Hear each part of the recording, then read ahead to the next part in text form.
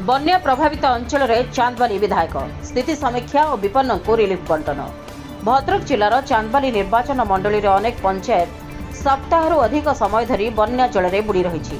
वर्तमान बन्या जलस्तर ह्रास पाइथिले मध्य बहु गाँ एवं भी मुख्य सड़क ठारू संपूर्ण विच्छिन्न हो रही। एही परिस्थिति में चांदबाली विधायक डॉक्टर व्योमकेश राय बन्या प्रभावित अंचलगुड़ी नियमित यात्रा कर बन्या विपन्न को भेटी सेमानक अवस्था समीक्षा करिसेंति। से चांदबाली ब्लॉक आरडी, सुंदरपुर, ओळग, नांदपुर, तेंतुलडीही, भूई, ब्रुति, माधोपुर, नालगुंडा, घट्टपुर और खेरंग आदि पंचायत विभिन्न बन्या प्रभावित ग्राम को जाई विपन्न को भेटी स्थिति समीक्षा करिसेंति। सेमानक समस्या सुनिबा सह रिलीफ सामग्री सुखिला खाद्य बंटन करिसेंति। सेहीपरि विभिन्न विभागीय अधिकारी आलोचना करी उद्धार कार्य, फ्री किचेन परिचालना और बन्या पीड़ितों आवश्यक सहायतार तदारख करथिले।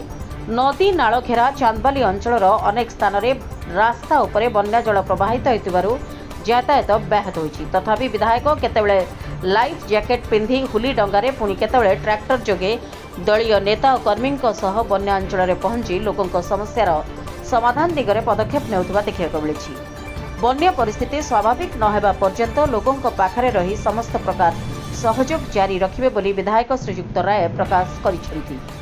अन्यमानक मध्य जिला परिषद सभ्य प्रिंस राकेश नायक, रंजन साहू, युवनेता दीपक रंजन राउत, प्रफुल्ल बेहेरा, अभिमन्यु जेना, अरविंद पाढ़ी, प्रताप विश्वाल, लंबोदर पंडा, युवनेता मानस दास, मधुपुर सरपंच विनोद दास प्रमुख ए रिलीफ कार्य में सामिल होइछंती।